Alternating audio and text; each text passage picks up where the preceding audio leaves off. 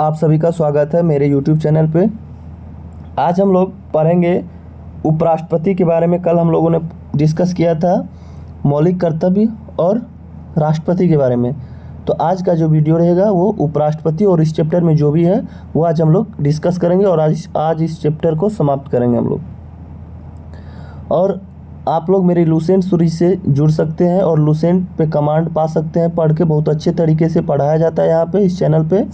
इससे पहले Indian geography का पूरा टोटल वीडियो मेरे यूट्यूब चैनल पे डाला हुआ है। फिर इन मॉडर्न हिस्ट्री का भी चल रहा है कंटिन्यू, और फिर इंडियन पॉलिटी भी कंटिन्यू चल रहा है। तो आप लोग इस लुसेंट सीरीज से जुड़ के काफ़ी लाभ ले सकते हैं।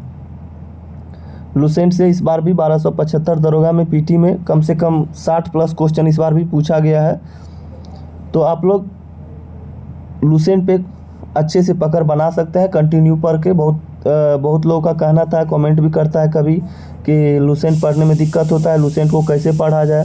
तो आप लोग को कुछ नहीं करना, आप लोग सिर्फ मेरे लुसेंट सीरीज जो है उसमें जुड़ जाइए। कंटिन्यू वीडियो आते रहता है, आप लोग रोज़ पर डे आप लोग एक वीडियो देखिए। जो सब्जेक्ट का आता है वीडियो उस पर आप लोग ध्यान रखिए, उसको अच्छे से पढ़िए और बार बार रिवीजन करिए। तो इससे आपका लुसेंट बहुत अच्छा हो जाएगा। लुसेंट पे कमेंट आप लोग का बहुत अच्छे से हो जाएगा। तो चलिए स्टार्ट करते हैं आज उपराष्ट्रपति। तो देख लीजिए उपराष्ट्रपति में क्या है कि उपराष्ट्रपति कौन से आर्टिकल में है। तो उपराष्ट्रपति है आर्टिकल 63 में, अनुच्छेद 63 में जो है उपराष्ट्रपति है। और राष्ट्रपति कितने में था, तो राष्ट्रपति अनुच्छेद 52 में है, 52 में, और उपराष्ट्रपति अनुच्छेद 63 में है। तो चलिए पढ़ते हैं। संविधान में उपराष्ट्रपति से संबंधित प्रावधान जो है यह अमेरिका के संविधान से ग्रहण किया गया है। संविधान में उपराष्ट्रपति से संबंधित प्रावधान कहाँ से लिया गया है, तो अमेरिका के संविधान से लेकर लिया गया है। कभी कभी पूछता है, याद रखिएगा, पूछता है कि संविधान में उपराष्ट्रपति से संबंधित प्रावधान कहाँ से लिया गया है, तो अमेरिका के संविधान से लिया गया है। भारत के उपराष्ट्रपति राज्यसभा का पदेन सभापति होता है। ये भी पूछता है कि राज्यसभा का पदेन सभापति कौन होता है, तो भारत के जो उपराष्ट्रपति होते हैं वही होते हैं राज्यसभा के पदेन सभापति। कौन से अनुच्छेद के तहत, तो अनुच्छेद 64 और अनुच्छेद 89 के तहत जो होता है उपराष्ट्रपति राज्यसभा के पदेन सभापति होते हैं। कौन से आर्टिकल के तहत, तो अनुच्छेद 64 और अनुच्छेद 89 के तहत। इसको याद रखिएगा। आगे देखिए, उपराष्ट्रपति राज्यसभा का सदस्य नहीं होता है, अतः इसे मतदान का अधिकार नहीं है, किंतु सभापति के रूप में निर्णायक मत देने का अधिकार उसे प्राप्त है। क्या होता है कि उपराष्ट्रपति जो होते हैं ये राज्यसभा के सदस्य नहीं होते हैं। उपराष्ट्रपति राज्यसभा के सदस्य नहीं होते हैं, इसीलिए इन्हें मतदान करने का अधिकार नहीं होता है। लेकिन क्या होता है कि जब वोट बराबर की स्थिति में आ जाती है तो सभापति के रूप में इन्हें निर्णायक मत देने का अधिकार है, और इन्हें अधिकार है कि किसी एक तरफ ये अपना मत दे के उन्हें जिता सकते हैं। तो निर्णायक वोट ही केवल उपराष्ट्रपति दे सकते हैं, अन्यथा ये वोट नहीं कर सकते हैं, क्योंकि ये राज्यसभा के सदस्य नहीं होते हैं, इसीलिए मतदान का अधिकार नहीं है। किंतु जब बराबरी की स्थिति आ जाती है तो सभापति के रूप में क्या होता है, ये निर्णायक मत अपना दे सकते हैं। आगे देखिए, उपराष्ट्रपति की योग्यता क्या होती है, तो कोई भी व्यक्ति उपराष्ट्रपति निर्वाचित होने योग्य तभी होगा। पहला है कि जब वह भारत का नागरिक हो, सही बात है। दूसरा है कि 35 वर्ष की आयु पूरी कर चुका हो। उसके बाद तीसरा है कि राज्यसभा का सदस्य निर्वाचित होने योग्य हो। चौथा है कि निर्वाचन के समय किसी भी प्रकार के लाभ के पद पर धारण नहीं हो। और पांचवा ये क्या दिया है कि वह संसद के किसी सदन या फिर राज्य के विधानमंडल के किसी सदन का सदस्य नहीं हो सकता है। और यदि ऐसा व्यक्ति उपराष्ट्रपति निर्वाचित हो जाता है तो वह यह समझा जाएगा कि उसने उस सदन का अपना स्थान अपने पद ग्रहण करने की तारीख से क्या कर दिया है, रिक्त कर दिया है। फिर से सुनिए कि योग्यता उपराष्ट्रपति के लिए क्या सब चाहिए, तो कोई व्यक्ति उपराष्ट्रपति निर्वाचित होने योग्य तभी होगा कि वो पहला तो भारत का नागरिक हो, दूसरी बात कि 35 वर्ष की आयु पूरी कर चुका हो, तीसरी कि राज्यसभा का सदस्य निर्वाचित होने योग्य हो, और चौथा है कि निर्वाचन के समय किसी भी प्रकार के लाभ के पद पर नहीं हो। उसके बाद है कि वह सांसद के किसी सदन या फिर राज्य के विधानमंडल के किसी सदन का सदस्य नहीं हो सकता। और यदि ऐसा उपराष्ट्रपति निर्वाचित हो जाता है तो यह समझा जाएगा कि उसने उस सदन का अपना स्थान अपने पद ग्रहण करने की तारीख से क्या कर दिया है, रिक्त कर दिया है। चलिए आगे देखते हैं, आगे इसमें क्या दिया है। आगे दिया है कि उपराष्ट्रपति के निर्वाचन के लिए निर्वाचक मंडल कौन से आर्टिकल? तो आर्टिकल 66 में है, उपराष्ट्रपति के निर्वाचन के लिए निर्वाचक मंडल। क्या है? उपराष्ट्रपति के निर्वाचन के लिए निर्वाचक मंडल अनुच्छेद 66 में है। याद रखिएगा इसको, कभी कभी पूछता है।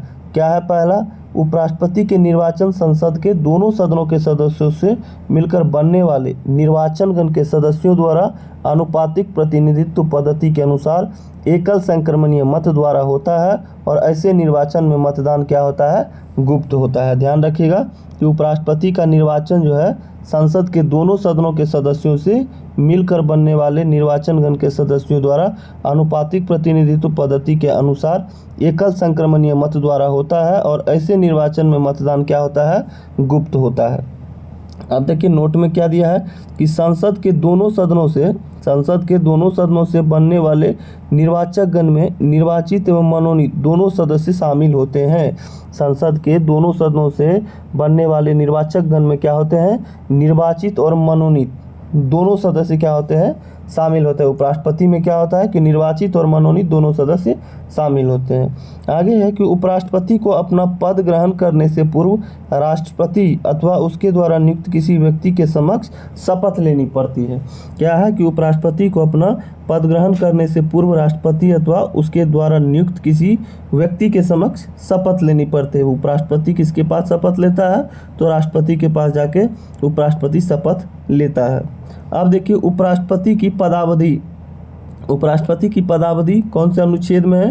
तो अनुच्छेद 67 में है। अनुच्छेद 67 में क्या है? उपराष्ट्रपति की पदावधि। तो अब देखिए उपराष्ट्रपति की पदावधि पढ़ते हैं। उपराष्ट्रपति जो है पद ग्रहण करने की तारीख से 5 वर्ष की अवधि तक पद धारण करेगा।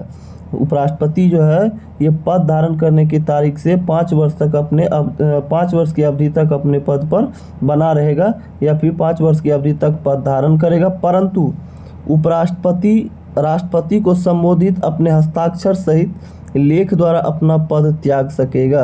अनुच्छेद 67 के क में है कि उपराष्ट्रपति जो है राष्ट्रपति को संबोधित अपने हस्ताक्षर सहित लेख द्वारा अपना पद त्याग सकेगा। कौन से आर्टिकल के तहत? तो 67 के क के तहत। अब आगे देखिए बी में क्या है?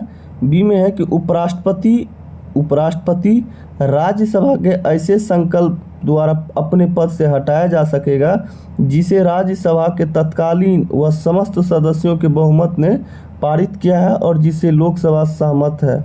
कह रहा है कि उपराष्ट्रपति राज्यसभा के ऐसे संकल्प द्वारा अपने पद से हटाया जा सकेगा जिससे राज्यसभा के तत्कालीन व समस्त सदस्यों के बहुमत ने पारित किया है और जिससे लोकसभा सहमत है, किंतु इस खंड के प्रयोजन के लिए कोई संकल्प तब तक प्रस्तावित नहीं किया जाएगा। इस खंड के प्रयोजन के लिए कोई संकल्प तब तक प्रस्तावित नहीं किया जाएगा जब तक कि उस संकल्प को प्रस्तावित करने की आशा की कम से कम 14 दिन की सूचना ना दे दी गई हो। अनुच्छेद 67 के ख के तहत कह रहा है कि इस खंड के प्रयोजन के लिए कोई संकल्प तब तक प्रस्तावित नहीं किया जाएगा कि जब तक उस संकल्प को प्रस्तावित करने का आशय कम से कम 14 दिन पूर्व जो है आप उसको सूचना नहीं दे देते हैं। यह है आर्टिकल 67 के ख में। उसके बाद है कि उपराष्ट्रपति अपने पद की अवधि समाप्त हो जाने पर भी तब तक पद धारण करता रहेगा जब तक कि उसका उत्तराधिकारी अपना पद ग्रहण नहीं कर लेता है। कौन से आर्टिकल के तहत? ये 67 के ग के तहत कह रहा है कि उपराष्ट्रपति जो है अपने पद की अवधि समाप्त हो जाने पर भी क्या होता है कि वो तब तक पद धारण करता रहेगा जब तक कि उसका उत्तराधिकारी अपना पद ग्रहण नहीं कर लेता है। अनुच्छेद 67 के ग में कह रहा है।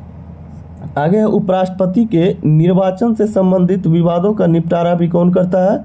राष्ट्रपति की तरह उच्चतम न्यायालय द्वारा किया जाता है। यानी कि राष्ट्रपति और उपराष्ट्रपति के से संबंधित विवाद का निपटारा सीधे कहाँ होता है? उच्चतम न्यायालय द्वारा किया जाता है। और निर्वाचन अवैध होने पर उसके द्वारा किए गए कार्य अवैध नहीं होते। अगर निर्वाचन अवैध भी हो गया तो उनके द्वारा किए गए जो कार्य है वो अवैध नहीं होते हैं। आगे देखिए आगे क्या है? भारत के उपराष्ट्रपति के बारे में दिया हुआ है, तो पढ़ते हैं यहाँ पे। देखिए पहला है डॉक्टर एस राधाकृष्णन 1952 से 1962, 52-10 10 साल। ठीक है, पहले उपराष्ट्रपति डॉक्टर एस राधाकृष्णन हुए 1952 से 1962। दूसरे डॉक्टर जाकिर हुसैन मुस्लिम थे ये डॉक्टर जाकिर हुसैन, और ये प्रथम राष्ट्रपति भी बने थे मुस्लिम राष्ट्रपति डॉक्टर जाकिर हुसैन जी। और इनका जो कार्यकाल है 1962 से 1967 है। तीसरे उपराष्ट्रपति हुए वीवी गिरी, जिनका कि कार्यकाल 1967 से 1969 तक रहा, 1967 से 1969 तक वीवी गिरी।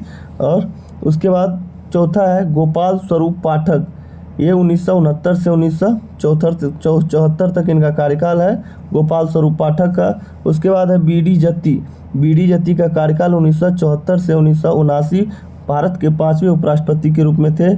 उसके बाद छठे उपराष्ट्रपति थे न्यायमूर्ति मोहम्मद हिदायतुल्लाह, 1979 से 1984 कार्यवाहक राष्ट्रपति भी रहे हैं ये, ठीक है। न्यायमूर्ति मोहम्मद हिदायतुल्लाह 1979 से 1984 कार्यकाल रहा है। सातवें उपराष्ट्रपति हुए आर वेंकटरमन, जिनका कार्यकाल 1984 से 1987 तक रहा है।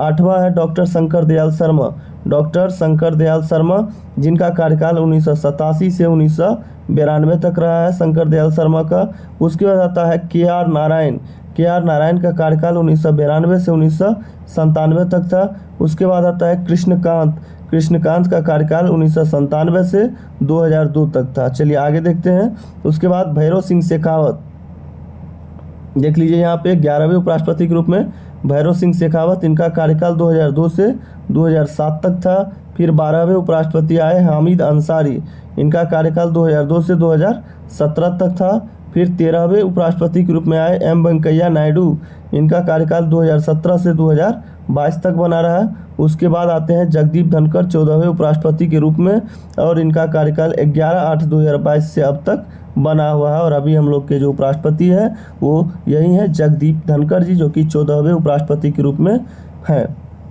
आगे देखिए, उपराष्ट्रपति बनने से पहले डॉक्टर एस राधाकृष्णन जो थे वो सोवियत संघ में राजदूत थे। ये क्वेश्चन इंपॉर्टेंट है, याद कर लीजिएगा, नोट कर लीजिएगा कि पूछा गया क्वेश्चन है कि उपराष्ट्रपति बनने से पहले डॉक्टर एस राधाकृष्णन क्या थे, तो सोवियत संघ में क्या थे, राजदूत थे।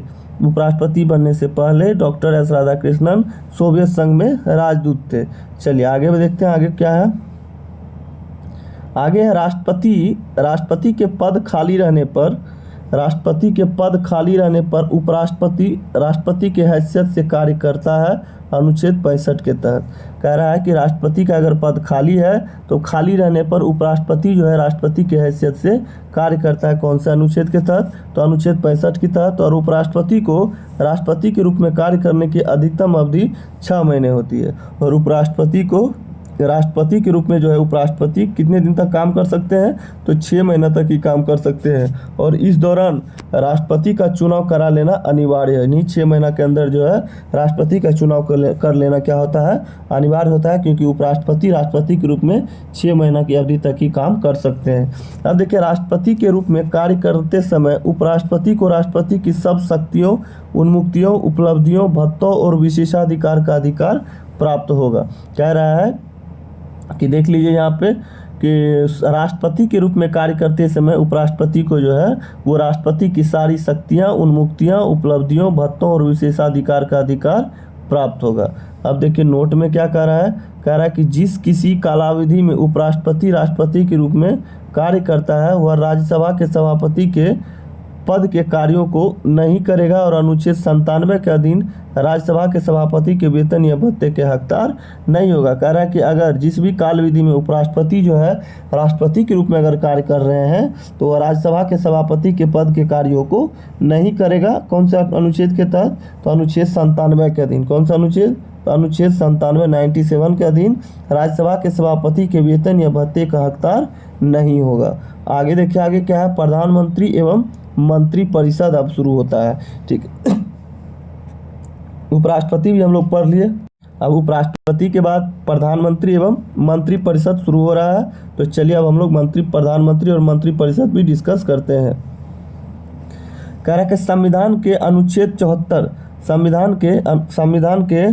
संविधान के अनुच्छेद 74 के अनुसार राष्ट्रपति को उसके कार्यों के संपादन व सलाह देने हेतु एक मंत्री परिषद होती है, जिसका प्रधान कौन होता है, जिसका प्रधान प्रधानमंत्री होता है। संविधान के अनुच्छेद 74 जो होता है 74, आर्टिकल 74 के अनुसार राष्ट्रपति को उसके कार्यों के संपादन व सलाह देने हेतु एक मंत्रिपरिषद होती है, जिसका प्रधान कौन होता है, तो प्रधानमंत्री होता है। याद रखिएगा आर्टिकल 74 क्या है कि राष्ट्रपति को उसके कार्यों के संपादन व सलाह देने हेतु मंत्रिपरिषद होती है, और इसका प्रधान कौन होता है, उसका प्रधान होता है प्रधानमंत्री। कौन से आर्टिकल के तहत, तो आर्टिकल 74 के तहत। अब देखिए संविधान के अनुच्छेद 75 के अनुसार प्रधानमंत्री की नियुक्ति राष्ट्रपति करेगा। अनुच्छेद 75 के अनुसार प्रधानमंत्री की नियुक्ति कौन करता है, राष्ट्रपति करेगा, और अन्य मंत्रियों की नियुक्ति राष्ट्रपति जो है प्रधानमंत्री की सलाह पर करेगा। इसको ध्यान रखिएगा। अनुच्छेद 75 कह रहा है कि संविधान के अनुच्छेद 75 के अनुसार क्या है कि प्रधानमंत्री की नियुक्ति कौन करेगा, राष्ट्रपति करेगा। पहले तो ये याद रखिएगा कि प्रधानमंत्री की नियुक्ति राष्ट्रपति करेगा। कौन से आर्टिकल के तहत, 75 के तहत, और अन्य मंत्री की भी नियुक्ति जो है राष्ट्रपति व प्रधानमंत्री की सलाह पर करता है। आगे है मंत्रिपरिषद में मंत्रियों की कुल संख्या प्रधानमंत्री को शामिल करके लोकसभा के कुल सदस्यों की कुल संख्या के 15% यानी कि 15% से अधिक नहीं होगी।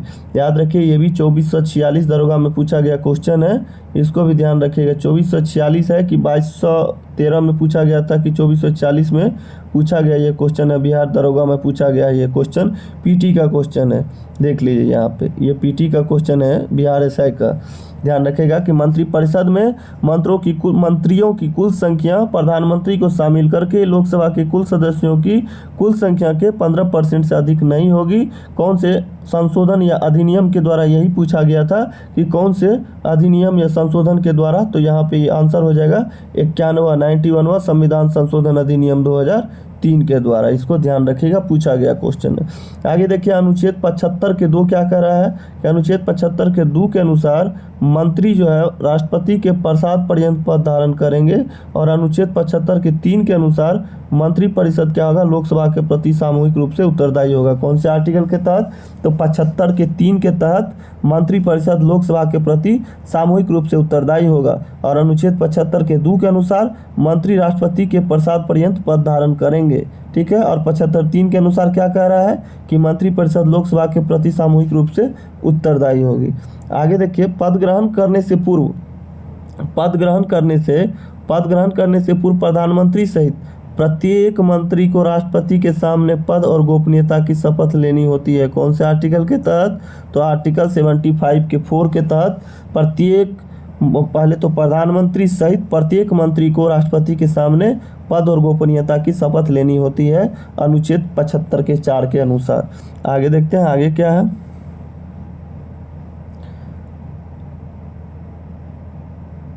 आगे देखिए कह रहा है कि मंत्रिपरिषद का सदस्य बनने के लिए वैधानिक दृष्टि से यह आवश्यक है कि व्यक्ति संसद के किसी सदन का सदस्य हो। कह रहा है कि मंत्रिपरिषद का सदस्य बनने के लिए वैधानिक दृष्टि से यह आवश्यक हो जाता है कि व्यक्ति संसद के किसी सदन का क्या हो, सदस्य हो। यदि व्यक्ति मंत्री बनते समय संसद सदस्य नहीं हो तो उसे 6 महीने के अंदर संसद सदस्य बनना क्या है, अनिवार्य है। यदि व्यक्ति मंत्री बनते समय अगर संसद नहीं है तो उसे 6 महीने के अंदर संसद बनना क्या है, अनिवार्य है, नहीं तो उसे क्या होगा, अपना पद छोड़ना होगा। कौन से आर्टिकल के तहत, तो 75 के 5 में कहा गया, अनुच्छेद 75 के 5 में कि उस समय अगर कोई व्यक्ति मंत्री बनते समय संसद सदस्य नहीं है तो उसे 6 महीने के अंदर जो है संसद बनना अनिवार्य है, नहीं तो उसे अपना पद छोड़ना होगा। आगे देखिए आगे है सभी मंत्रियों, राज्य मंत्रियों और उपमंत्रियों को निःशुल्क निवास स्थान तथा अन्य सुविधाएं प्राप्त होती है। सभी मंत्री और राज्य मंत्री उपमंत्रियों को निःशुल्क निवास स्थान तथा अन्य सुविधाएं प्राप्त होती है। यदि लोकसभा किसी एक मंत्री के विरुद्ध अविश्वास का प्रस्ताव पारित करे अथवा उस विभाग से संबंधित विधेयक को रद्द कर दे तो समस्त मंत्रिमंडल को त्यागपत्र देना होता है। कह रहा है कि यदि लोकसभा में किसी एक मंत्री के विरुद्ध अगर अविश्वास प्रस्ताव पारित कर दिया गया और उस विभाग से संबंधित विधेयक को रद्द कर दे तो समस्त मंत्रिमंडल को क्या करना पड़ता है, त्यागपत्र दे देना होता है। आगे देखते हैं भारत के प्रधानमंत्री, देखिए यहाँ पे दिया हुआ है। तो पहले प्रधानमंत्री कौन थे भारत के, तो ये थे आपके जवाहरलाल नेहरू चाचा जी। भारत के प्रधानमंत्री का कार्यकाल दिया हुआ है यहाँ पे देख लीजिए। तो भारत के प्रथम प्रधानमंत्री जवाहरलाल नेहरू जी थे, 1947 से 1964 तक थे। ठीक है, उसके बाद दूसरे प्रधानमंत्री कौन थे? लाल बहादुर शास्त्री जी थे। इनका कार्यकाल 1964 से 1966 तक था। फिर है तीसरे इंदिरा गांधी हुए, प्रथम महिला प्रधानमंत्री इंदिरा गांधी, ये हुए फिर 1966 से लेके 1977 तक। फिर मोरारजी देसाई आए, इनका कार्यकाल 1977 से 1979 तक रहा। फिर चौधरी चरण सिंह जी आए और इनका कार्यकाल 1979 से 1980 तक रहा। फिर आए इंदिरा गांधी का कार्यकाल 1980 से लेके 1984 तक रहा। फिर उसके बाद राजीव गांधी का कार्यकाल 1984 से 1989 तक रहा। फिर आते हैं विश्वनाथ प्रताप सिंह, इनका कार्यकाल 1989 से 1990 तक रहा। फिर आते हैं चंद्रशेखर का कार्यकाल जो है वो है 1990 से 1991। फिर आते हैं पीवी नरसिम्हा राव, इनका कार्यकाल 1991 से 1996 तक। फिर 11वें प्रधानमंत्री के रूप में आते हैं अटल बिहारी वाजपेयी, इनका कार्यकाल रहता है 1996, यानी कि 16/5/1996 से 1/6/1996 तक, सबसे कम दिन तक यही रहे थे। ठीक है। उसके बाद देखिए एच डी देवगौड़ा, इनका कार्यकाल 1996 से 1997 तक रहा है। फिर है आई के गुजराल, इनका जो कार्यकाल है 1997 से 1998 रहा है। फिर अटल बिहारी वाजपेयी 1998 से 1999 रहा है। फिर आते हैं अटल बिहारी वाजपेयी, फिर इनका कार्यकाल 1999 से 2004 तक रहता है। फिर आते हैं डॉक्टर मनमोहन सिंह, इनका कार्यकाल 2004 से 2014 तक रहता है। फिर आते हैं नरेंद्र भाई दामोदर भाई मोदी जी अपने, इनका कार्यकाल 2014 से अभी वर्तमान में अभी तक चल ही रहा है। ये हुए भारत के प्रधानमंत्री का ये था कार्यकाल। चलिए अब आगे देखते हैं आगे क्या है।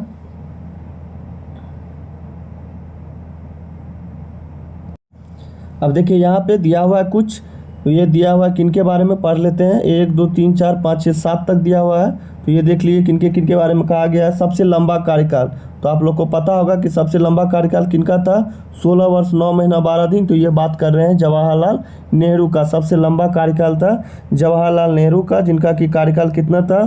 तो 16 वर्ष 9 महीना 12 दिन। दूसरा है प्रथम गैर कांग्रेसी प्रधानमंत्री एवं प्रधानमंत्री पद से त्यागपत्र देने वाले प्रथम प्रधानमंत्री, ये बात कर रहे हैं मोरारजी देसाई के। ठीक है, प्रथम गैर कांग्रेसी प्रधानमंत्री कौन थे? तो मोरारजी देसाई। ये क्वेश्चन भी बना हुआ है कि प्रथम गैर कांग्रेसी प्रधानमंत्री कौन थे? तो मोरारजी देसाई थे। और प्रधानमंत्री पद से त्यागपत्र देने वाले प्रथम प्रधानमंत्री भी कौन थे? मोरारजी देसाई ही थे। तीसरा कह रहा है किसके बारे में? लोकसभा का सामना ना करने वाले प्रधानमंत्री, तो ये कह रहे हैं कि चौधरी चरण सिंह के बारे में, कि लोकसभा का सामना ना करने वाले प्रधानमंत्री जो थे वो चौधरी चरण जी थे। उसके बाद आता है अविश्वास, उसके बाद है अविश्वास प्रस्ताव के द्वारा हटाए जाने वाले प्रथम प्रधानमंत्री। अविश्वास प्रस्ताव के द्वारा हटाए जाने वाले प्रथम प्रधानमंत्री कौन थे? तो ये बात कर रहे हैं विश्वनाथ प्रताप सिंह के बारे में। ठीक है, और विश्वनाथ प्रताप सिंह को अविश्वास प्रस्ताव के द्वारा हटाए जाने वाले प्रथम प्रधानमंत्री जो थे वो कौन थे? तो विश्वनाथ प्रसाद। चौथा क्या है? अविश्वास प्रस्ताव के द्वारा हटाए जाने वाले प्रथम प्रधानमंत्री कौन थे? तो यही थे, विश्वनाथ प्रताप सिंह थे। आगे पांचवा क्या है?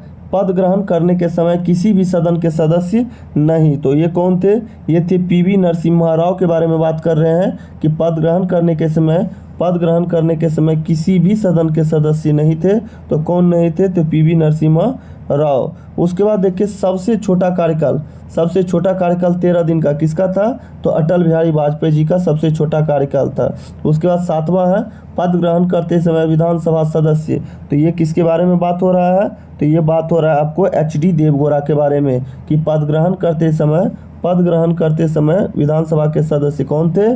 तो एच डी देवगौड़ा। अब देखिए आगे पढ़ते हैं कि आगे क्या दिया है। 3 प्रधानमंत्रियों जैसे कि जवाहरलाल नेहरू, एक सेकेंड, 3 प्रधानमंत्री कौन कौन? जवाहरलाल नेहरू, लाल बहादुर शास्त्री, इंदिरा गांधी की मृत्यु जो है उनकी पदावधि के दौरान हो गई थी। पूछता है कभी कभी क्वेश्चन कि बताइए कौन ऐसे प्रधानमंत्री जिनकी मृत्यु उनके पदावधि के दौरान हो गई थी? तो 3 प्रधानमंत्री थे। पहला जवाहरलाल नेहरू, लाल बहादुर शास्त्री और श्रीमती इंदिरा गांधी की मृत्यु जो उनकी पद पे रहते हुए उनकी मृत्यु हो गई थी। आगे देखिए लाल बहादुर शास्त्री की मृत्यु जो है 11 जनवरी 1966 को भारत में के बाहर ताशकंद में हुआ था। भारत के बाहर कौन से प्रधानमंत्री का मृत्यु हुआ था? तो लाल बहादुर शास्त्री जी का मृत्यु हुआ था 11 जनवरी 1966 को। आगे है मोरारजी देसाई के बारे में। देखिए मोरारजी देसाई जो है सबसे अधिक उम्र में एवं राजीव गांधी सबसे कम उम्र में प्रधानमंत्री बने। नोट कर लीजिएगा कि सबसे अधिक उम्र में कौन बने प्रधानमंत्री, तो मोरारजी देसाई, और सबसे कम उम्र में कौन बने, तो राजीव गांधी सबसे कम उम्र के प्रधानमंत्री बने थे। उसके बाद है गुलजारी लाल नंदा जो है, गुलजारी लाल नंदा 27 मई 1964 से 9 जून 1964 ईस्वी तक एवं 11 जनवरी 1966 से 24 जनवरी 1966 ईस्वी तक कार्यवाहक प्रधानमंत्री रहे। कौन, गुलजारी लाल नंदा 1964 से मतलब 27 मई 1964 से 9 जून 1964 तक और 11 जनवरी 1966 से 24 जनवरी 1966 तक कार्यवाहक प्रधानमंत्री रहे गुलजारी लाल नंदा। उसके बाद है भारत के प्रथम उप प्रधानमंत्री जो हुए वो सरदार वल्लभ भाई पटेल हुए। भारत के प्रथम उप प्रधानमंत्री सरदार वल्लभ भाई पटेल। चलिए आगे पढ़ते हैं, आगे क्या है। आगे है कि मंत्री 3 प्रकार के होते हैं। ये भी कभी कभी पूछता है मंत्री कितने प्रकार के होते हैं, तो मंत्री 3 प्रकार के होते हैं। कौन कौन, कैबिनेट मंत्री, राज्य मंत्री, उप मंत्री। कैबिनेट मंत्री, राज्य मंत्री और उप मंत्री। कैबिनेट मंत्री विभाग के अध्यक्ष होते हैं। कैबिनेट मंत्री क्या होते हैं, विभाग के अध्यक्ष होते हैं। प्रधानमंत्री एवं कैबिनेट मंत्री को मिलाकर मंत्रिमंडल का निर्माण होता है। मंत्रिमंडल का निर्माण कैसे होता है, तो प्रधानमंत्री एवं कैबिनेट मंत्री को मिलाकर मंत्रिमंडल का क्या होता है, निर्माण होता है। प्रधानमंत्री लोकसभा का नेता होता है। प्रधानमंत्री जो होता है वो लोकसभा का नेता। पूछता है कि लोकसभा का नेता कौन होता है, तो प्रधानमंत्री लोकसभा का नेता होता है। वह राष्ट्रपति को संसद का सत्र आहूत करने एवं सत्रावसान करने संबंधी परामर्श देता है। वह जो है राष्ट्रपति को संसद का सत्र आहूत करने एवं सत्रावसान करने संबंधी परामर्श देता है और वह किसी भी समय लोकसभा को विघटित करने की सिफारिश राष्ट्रपति से कर सकता है। चलिए आगे देखते हैं, आगे क्या है इसमें। आगे पढ़ते हैं, प्रधानमंत्री जो है, एक सेकंड रुकिए। प्रधानमंत्री सभा पटल पर सरकार की नीतियों की घोषणा करता है। तो पूछेगा क्वेश्चन कि सभा पटल पर सरकार की नीतियों की घोषणा कौन करता है, तो हो जाएगा प्रधानमंत्री। प्रधानमंत्री सभा पटल पर सरकार की नीतियों की घोषणा करता है। प्रधानमंत्री नीति आयोग, राष्ट्रीय विकास परिषद, राष्ट्रीय एकता परिषद, अंतर्राज्यीय परिषद, राष्ट्रीय जल संसाधन परिषद का क्या होता है, अध्यक्ष होता है।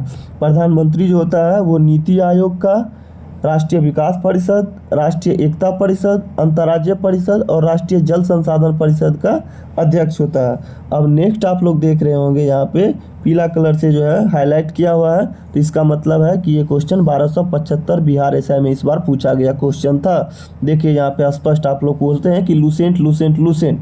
देखिए लूसेंट का महत्व तो बहुत ज़्यादा है, अभी भी लोग नहीं समझ पा रहा है। लूसेंट आपका 100% रिजल्ट श्योर करवा देगा अगर आपको लूसेंट पे अच्छा कमांड है तो। देख लीजिए कहाँ से क्वेश्चन पूछता है, आप लोग खुद देख लीजिए। यहाँ पे हाईलाइट करके हम इसीलिए रखे रहते हैं कि कौन क्वेश्चन कहाँ पूछा है, वो बताने में आसानी होता है। देख लीजिए यहाँ पे दिया है क्वेश्चन, प्रधानमंत्री राष्ट्रपति व मंत्रिपरिषद के बीच संवाद की मुख्य कड़ी है। कौन से आर्टिकल के तहत, तो आर्टिकल 78 के तहत, अनुच्छेद 78 के तहत प्रधानमंत्री जो है राष्ट्रपति व मंत्रिपरिषद के बीच संवाद की मुख्य कड़ी है। ये पूछा गया था इस बार बिहार दरोगा में। ना जाने ऐसे बहुतों क्वेश्चन है जो कि हम पिछले वीडियो में भी दिखा चुके हैं, आगे भी दिखाएंगे आप लोग को। प्रधानमंत्री राष्ट्रपति को विभिन्न अधिकारियों जैसे भारत का नियंत्रण एवं महालेखा परीक्षक, संघ लोक सेवा आयोग के अध्यक्ष एवं उनके सदस्यों, चुनाव आयुक्तों, वित्त आयोग का अध्यक्ष एवं उसके सदस्यों एवं अन्य नियुक्ति संबंधी परामर्श देता है। ध्यान रखिएगा कि प्रधानमंत्री जो है राष्ट्रपति को परामर्श देते हैं, जैसे कि भारत के महानिवादी, भारत के नियंत्रक एवं महालेखा परीक्षक, संघ लोक सेवा आयोग के अध्यक्ष एवं उसके सदस्य, चुनाव आयुक्तों, वित्त आयोग के अध्यक्ष एवं उसके सदस्यों की एवं अन्य नियुक्तियों के संबंध में जो है प्रधानमंत्री राष्ट्रपति को सलाह देते हैं, परामर्श देते हैं। ठीक है, आगे देखिए आगे क्या है। प्रधानमंत्री किसी मंत्री को त्यागपत्र देने अथवा राष्ट्रपति को उसे बर्खास्त करने की सलाह दे सकता है। प्रधानमंत्री जो है किसी मंत्री को त्यागपत्र देने के लिए अथवा राष्ट्रपति को उसे बर्खास्त करने के लिए सलाह दे सकता है और वह मंत्रिपरिषद बैठक की अध्यक्षता करता है तथा अपने पद से त्यागपत्र देकर मंत्रिमंडल को भी बर्खास्त कर सकता है। अगर प्रधानमंत्री अपना पद त्याग दे तो पूरा मंत्रिमंडल क्या हो जाता है, बर्खास्त हो जाता है। अब देखिए नोट में दिया है कि प्रधानमंत्री मंत्रिपरिषद का प्रमुख होता है। सही बात है, मंत्रिपरिषद का प्रमुख कौन होता है, तो प्रधानमंत्री होता है। अतः जब प्रधानमंत्री त्यागपत्र देता है अथवा उसकी मृत्यु हो जाती है तो अन्य मंत्री कोई भी कार्य नहीं कर सकते हैं। अन्य शब्दों में प्रधानमंत्री की मृत्यु अथवा त्यागपत्र से क्या होता है, मंत्रिपरिषद स्वयं ही विघटित हो जाता है और एक शून्यता उत्पन्न हो जाती है। ठीक है, तो यही होता है कि अगर देहांत हो गया प्रधानमंत्री का या किसी कारणवश वो त्यागपत्र दे दिए तो कोई भी कार्य नहीं कर सकता है मंत्रिमंडल, सीधा क्या होता है, पूरा बर्खास्त हो जाता है, पूरा भंग हो जाता है, शून्यता उत्पन्न हो जाती है। ठीक है, याद रखिएगा, स्वयं विघटित हो जाता है मंत्रिपरिषद। प्रधानमंत्रियों में सबसे बड़ा कार्यकाल जो है प्रथम प्रधानमंत्री जवाहरलाल नेहरू का रहा है। 16 वर्ष 9 महीने और 12 दिन का इनका कार्यकाल रहा है। आगे पढ़ते हैं, देश की प्रथम महिला प्रधानमंत्री श्रीमती इंदिरा गांधी बनी। देश की प्रथम महिला प्रधानमंत्री जो है श्रीमती इंदिरा गांधी बनी। वे ऐसी पहली व्यक्ति रही जो 2 अलग अलग अवधियों में प्रधानमंत्री रही। कौन, तो श्रीमती इंदिरा गांधी। आगे देखिए, पहली बार इंदिरा गांधी प्रधानमंत्री बनी तो वह राज्यसभा का सदस्य थी। पहली बार जब इंदिरा गांधी प्रधानमंत्री बनी तो कहाँ की सदस्य थी, राज्यसभा के सदस्य थी। अब देखिए चरण सिंह, चरण सिंह एकमात्र ऐसे प्रधानमंत्री रहे जो कभी लोकसभा में उपस्थित नहीं हुए और विश्वास मत प्राप्त करने में असफल होने वाले प्रथम प्रधानमंत्री विश्वनाथ प्रताप सिंह हुए थे। याद रखिएगा कि चरण सिंह एकमात्र ऐसे प्रधानमंत्री जो कभी लोकसभा में उपस्थित नहीं हुए थे और विश्वास मत प्राप्त करने में असफल होने वाले प्रथम प्रधानमंत्री जो थे वो विश्वनाथ प्रताप सिंह हुए थे। एक कार्यकाल में सबसे कम समय तक प्रधानमंत्री के पद पर रहने वाले जो प्रधानमंत्री थे वो अटल बिहारी वाजपेयी थे, मात्र 13 दिन तक रहे थे। उसके बाद कैबिनेट मंत्रियों में सबसे बड़ा कार्यकाल किसका है, तो जगजीवन राम का रहा है। कैबिनेट मंत्रियों में सबसे बड़ा कार्यकाल जगजीवन राम का रहा है। लगभग 32 वर्ष केंद्रीय मंत्रिमंडल में रहे हैं जगजीवन राम। आगे देखिए, सबसे लंबी अवधि तक एक ही विभाग का कार्यभार संभालने वाली केंद्रीय मंत्री कौन है, तो राजकुमारी अमृता कौर थी। सबसे लंबी अवधि तक एक ही विभाग का कार्यभार संभालने वाली केंद्रीय मंत्री राजकुमारी अमृता कौर थी। आगे देखते हैं, आगे क्या है, आगे है मंत्रिमंडल सचिवालय। देखिए यहाँ पे मंत्रिमंडल सचिवालय दिया है। मंत्रिमंडल सचिवालय भारत सरकार के नियम 1961 के अंतर्गत प्रत्यक्ष तौर पर प्रधानमंत्री के अधीन कार्य करता है। याद रखिए कि मंत्रिमंडल सचिवालय जो है वो भारत सरकार के नियम 1961 के अंतर्गत प्रत्यक्ष तौर पर किसके अधीन कार्य करता है, तो प्रधानमंत्री के अधीन कार्य करता है मंत्रिमंडल सचिवालय। और इसका प्रशासनिक प्रमुख जो होता है वो होता है कैबिनेट सचिव होता है इसका प्रशासनिक प्रमुख। उसके बाद है कैबिनेट सचिव सिविल सर्विसेज बोर्ड का पदेन अध्यक्ष होता है। कैबिनेट सचिव जो होता है वो सिविल सर्विसेज बोर्ड का पदेन अध्यक्ष होता है। उसके बाद मंत्रिमंडल सचिवालय मंत्रिमंडल बैठकों के लिए कार्यसूची तैयार करता है। मंत्रिमंडल बैठकों के लिए कार्यसूची कौन तैयार करता है, तो मंत्रिमंडल सचिवालय। ठीक है, मंत्रिमंडल बैठकों के लिए क्या करता है, कार्यसूची तैयार करता है। वह मंत्रिमंडल समितियों के लिए सचिवालयी सहायता भी प्रदान करता है। यह विभिन्न मंत्रालयों के बीच समन्वय स्थापित करता है। अब देखिए नोट में क्या दिया है कि मंत्रालयों को वित्तीय संशोधनों का आवंटन वित्त मंत्रालय के द्वारा किया जाता है, ना कि मंत्रिमंडल सचिवालय के द्वारा। तो किसके द्वारा किया जाता है, मंत्रालयों को वित्तीय संसाधनों का आवंटन जो है वो किसके द्वारा किया जाता है, तो वित्त मंत्रालय के द्वारा किया जाता है, ना कि मंत्रिमंडल सचिवालय के द्वारा। तो आज का टॉपिक जो है, आज का हम लोग का चैप्टर खत्म हो गया, समाप्त हो गया ये चैप्टर। अब हम लोग अगले चैप्टर में आप लोग को मिलेंगे, जो कि कल के वीडियो होगा, कल का वीडियो आएगा आप लोग को भी। तो उस चैप्टर का जो नाम होगा वो हम आप लोग को बता देते हैं। कल का चैप्टर होगा संघीय संसद, लुसेंट का होगा। और लुसेंट का चैप्टर अगर की बात करें तो चैप्टर नंबर हो जाएगा आपको चैप्टर नंबर 14 चैप्टर 14 होगा संघीय संसद। कल का टॉपिक रहेगा। तो मिलते हैं अगले वीडियो में। अगर इस ये वीडियो आप लोग को अच्छा लगा हो तो वीडियो को लाइक कर दीजिएगा, चैनल को सब्सक्राइब कर दीजिएगा। मिलते हैं अगले वीडियो में।